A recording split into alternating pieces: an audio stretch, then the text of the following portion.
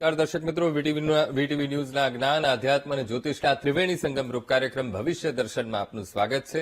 હું છું અંકુર રાવલ અને આજે આપણી સાથે ભવિષ્ય દર્શન કાર્યક્રમમાં જોડાયા છે જ્યોતિષાચાર્ય મુકુંદભાઈ પંડ્યા. મુકુંદભાઈ, આપનું ખૂબ ખૂબ સ્વાગત. જય ગણેશ. જય ગણેશ. ધન્યવાદ. મુકુંદભાઈ, સૌથી પહેલા આજનું પંચાંગ આપણા દર્શક મિત્રોને જણાવશો.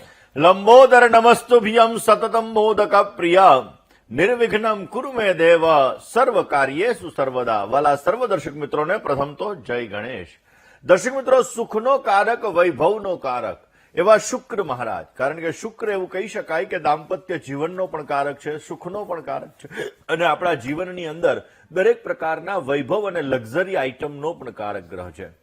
આ દર્શક મિત્રો, શુક્ર મહારાજ શનિ મહારાજની રાશિની અંદર પ્રવેશ કરી ચૂક્યા છે.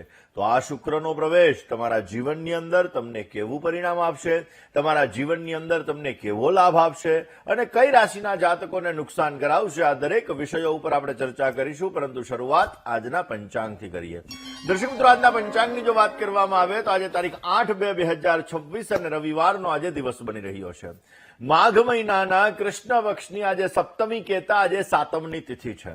સ્વાતિ નામનું આજે નક્ષત્ર છે, ગંડ નામનો આજે યોગ છે, વિષ્ટિ કહેતા ભદ્રા નામનું આજે કર્ણ છે અને 12 રાશિઓનું ભવિષ્ય કથન જેના આધાર ઉપર કહેવામાં આવશે એવું ચંદ્રમાનું ભ્રમણ આજના દિવસની અંદર તુલા રાશિની અંદર રહેશે. એટલે આજે જે કોઈ પણ બાળકોનો જન્મ થશે તેમની રાશિ તુલા રહેશે, જેના અક્ષર ર અને ત રહેશે.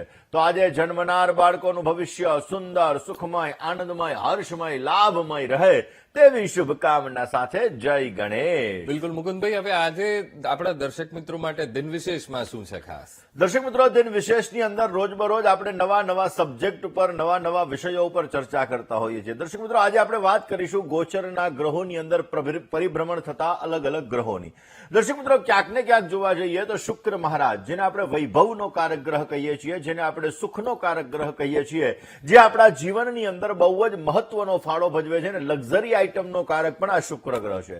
દર્શક મિત્રો, એવું કહેવાય છે કે તુલા અને વૃષભ રાશિનો સ્વામી શુક્ર મહારાજ છે. કોઈ પણ વ્યક્તિના જન્માક્ષરની અંદર જો તુલા રાશિ છે તો એનો સ્વામી શુક્ર, વૃષભ રાશિ છે તો એનો પણ સ્વામી શુક્ર. અને આ શુક્ર મહારાજ જ્યારે પોતે રાશિ પરિવર્તન કરતા હોય ત્યારે અલગ અલગ રાશિની અંદર એની અલગ અલગ અસરો પડતી હોય. દર્શક મિત્રો, એવું કહેવાય કે શુક્ર સુખનો કારક, શુક્ર વૈભવનો કારક, શુક્ર પ્રેમનો કારક. આમ પણ વેલેન્ટાઇન વીક ચાલી રહ્યું છે એટલે શુક્ર પ્રેમનો પણ કારક છે.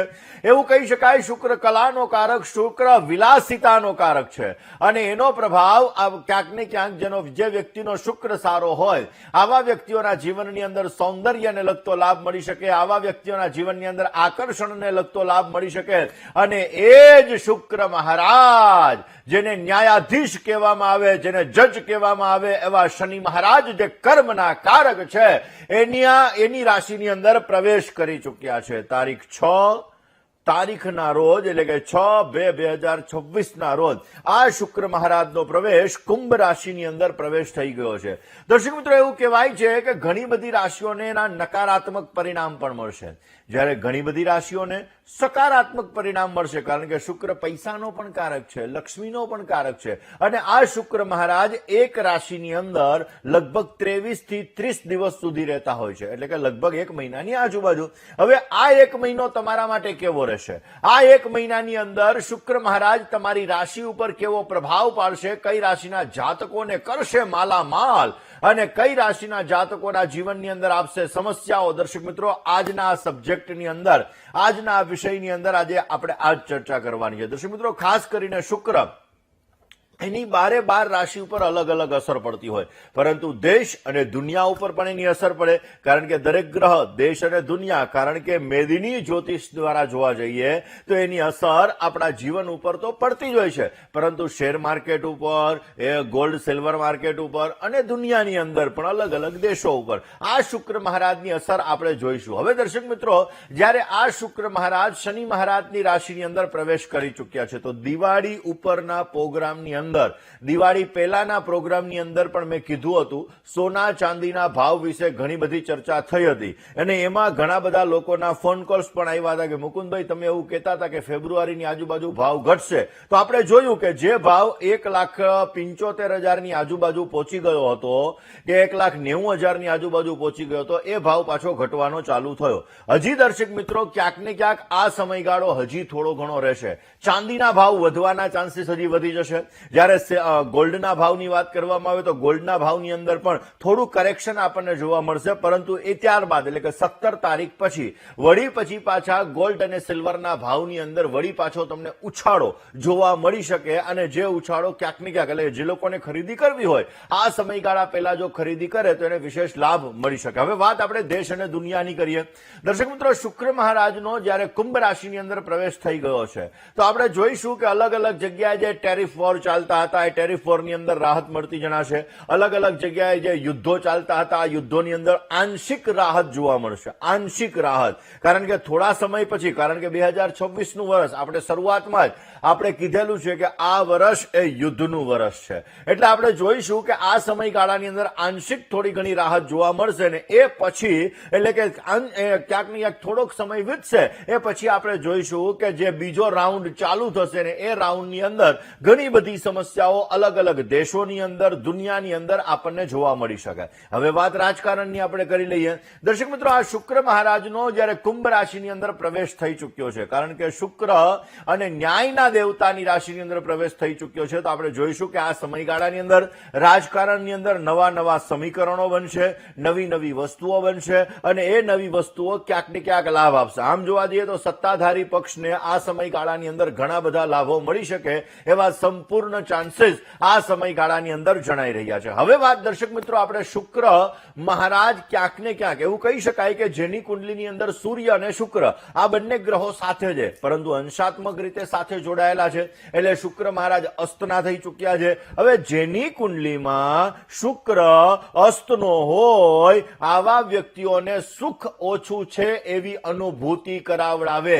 જે લોકોને ડાયાબિટીસની સમસ્યા થાય તો સમજી લેવાનું કે એનો શુક્ર ક્યાંક ને ક્યાંક પાપાક્રાંત છે, શુક્ર એમને પીડા આપી રહ્યો છે અને એ શુક્રના લીધે એના જીવનની અંદર સમસ્યાઓનું સર્જન થતું હોય છે. માટે જે લોકોને ડાયાબિટીસને લગતી સમસ્યા હોય, જે લોકોને પતિ અને પત્ની વચ્ચે ક્યાંક ને ક્યાંક સમસ્યાઓનું સર્જન થતું હોય, દર્શક મિત્રો ઘણી બધી વાર એવું બનતું હોય કે શુક્ર જ્યારે પાપ ગ્રહોથી દ્રષ્ટ હોય અથવા તો પાપ ગ્રહોની સાથે બિરાજમાન હોય તો આવા લોકોને સ્ત્રીઓ દ્વારા અપમાનનો ભોગ ઘણી બધી વાર બનવું પડતું હોય છે. એટલે એવું કહી શકાય કે જો તમારી કુંડલીની અંદર શુક્ર સારો છે તો રૂપ તમારું સારું, શુક્ર સારો છે તો સૌંદર્ય તમારું સારું, શુક્ર સારો છે તો તમને મોજ શોખ લક્ઝરી આઈટમ બધું મળે. હવે આપણને એવો વિચાર આવે કે શુક્ર સારો હોય તો જે મર્સિડીઝનો ડ્રાઈવર હોય ને એ પોતે એવું કહી શકાય કે સારથી જે છે એ સારથીનો શુક્ર સારો હોય એટલા માટે જ પોતે મર્સિડીઝ એટલે કે લક્ઝરિયસ કાર પોતે ચલાવતો હોય તો સમજી લેવાનું એનો શુક્ર સારો છે. જે વ્યક્તિનો શુક્ર સારો હોય આવા વ્યક્તિઓને લક્ઝરી આઈટમ પોતે ભોગવી શકે અને આવા લોકોને લક્ઝરી આઈટમનું સુખ મળતું જણાય છે. હવે દર્શક મિત્રો, આપણે વાત જ્યારે શુક્રની કરી રહ્યા છીએ તો અલગ અલગ રાશિ ઉપર એનો અલગ અલગ પ્રભાવ પડવાનો છે. ઘણી રાશિના જાતકોને આ શુક્ર મહારાજ કુંભ રાશિની અંદર પ્રવેશ કર્યો એ ઘણું નુકસાન પણ આપી શકે છે, એટલા માટે એના આપણે ઉપાયો પણ જણાવીશું કે એ ઉપાયો જો તમે 1 મહિના સુધી કરશો તો શુક્રની પોઝિટિવ અસર તમારા ઉપર રહી શકે, તમારા જીવનની અંદર તમને લાભ આપી શકે. ઘણા લોકોને એવો વિચાર આવે કે શું ઉપાય કરવાથી ફાયદો થતો હોય, વિધિ કરવાથી ફાયદો થતો હોય, નંગ પહેરવાથી ફાયદો થતો હોય, તો દર્શક મિત્રો કોઈ પણ ગ્રહ જ્યોતિષ છે ને એ એવું કહી શકાય કે વિજ્ઞાન અને ગણિતના આધાર ઉપર ચાલતું એક શાસ્ત્ર છે, જે આપણા ઋષિ મુનિઓએ, આપણા વડવાઓએ ક્યાંક ને ક્યાંક એ શાસ્ત્રનું નિર્માણ કરેલું ને એ શાસ્ત્રની અંદર જ્યારે કોઈ ગ્રહ આપણને નડતો હોય છે, સમસ્યા આપતો હોય છે, તકલીફ આપતો હોય છે, જીવનમાં રૂકાવટો આપતો હોય છે તો આપણે એ ગ્રહની શાંતિ કરીએ છીએ અને એના દ્વારા આપણને લાભ મળે. એક્ઝામ્પલ, કોઈ માણસ આપણી પાસે ₹1,00,000 માંગતો હોય 5,000 આપી દે તો એને શાંતિ મળે ને, એવી જ રીતે ગ્રહો જ્યારે આપણને પીડા આપી રહ્યા છે તો એ ગ્રહની શાંતિ કરવામાં આવે તો બેટર રિઝલ્ટ મળે. ગ્રહ જ્યારે નબળો છે તો એ ગ્રહને તમે બલવાન કરો, એટલે કે અંગૂઠી ધારણ કરો, વીંટી તમે ધારણ કરો, અથવા તો તમે ક્યાંક ને ક્યાંક એના મંત્રોના જપ કરો, તો પણ તમને એના દ્વારા જીવનની અંદર વિશેષ લાભ મળી શકે છે. વાત તો આજનો વિષય શું છે? શુક્રના રાશિ પરિવર્તનની. તો દર્શક મિત્રો, રાશિ ભવિષ્યની સાથે આપણે જોઈશું કે શુક્ર મહારાજનું રાશિ ફળ એટલે કે શુક્ર 12 રાશિ ઉપર કેવી અસર કરશે, કઈ રાશિના જાતકોને લાભ આપશે, કઈ રાશિના જાતકોને નુકસાન કરાવશે, અને જો નુકસાન કરાવે છે તો એના માટે કયો ઉપાય કરવો, આ દરેક વસ્તુઓ રાશિ ભવિષ્યની સાથે આપણે જોતા રહીશું. જય ગણેશ.